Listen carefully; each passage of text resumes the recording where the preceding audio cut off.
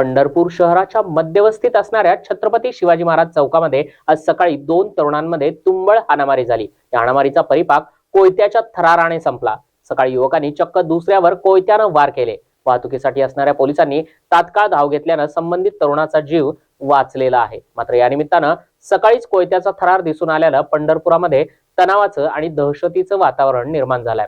नक्की कोयत्याचा वार कुठल्या कारणाने झाला, हे दोन युवक नक्की कुठल्या कारणाने भांडले, याचा तपास सध्या पोलीस करत आहेत।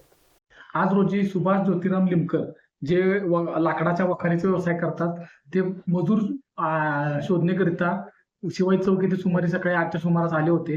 तर त्या दरम्यान आरोपी जो आहे अमित वाटारकर यांनी त्याच्यावर वार करायला सुरुवात केली। त्याच वेळी जे पंढरपूर शहर वाहतूकचे जे अंमलदार आहेत, PC 732 नदाफ व PC 1150 खटकाळे यांनी आरोपीला ताब्यात घेतलं आणि जे जखमी आहेत त्यांना तात्काळ हॉस्पिटलला पाठवलं। सदर जो गुन्हा आहे त्यामध्ये जे जखमी आहेत त्यांच्या पुतणीची आणि जो आरोपी आहे यांची मैत्री होती आणि त्याच जुन्या वादातून जे जखमी आहेत सुभाष लिमकर आणि सुभाष लिमकर यांनी अमित वाटारकर याला थोडी किरकोळ मारहाण केली होती। त्याचाच राग मनात धरून आज अमित वाटारकर यांनी सुभाष लिमकर यांना गंभीर मारहाण केलेली आहे। सध्या जे सुभाष लिमकर आहेत त्या हॉस्पिटलमध्ये उपचार घेत आहेत। आरोपी अमित वाटारकर ताब्यात असून गुन्हा दाखल करण्याची प्रक्रिया सुरू आहे।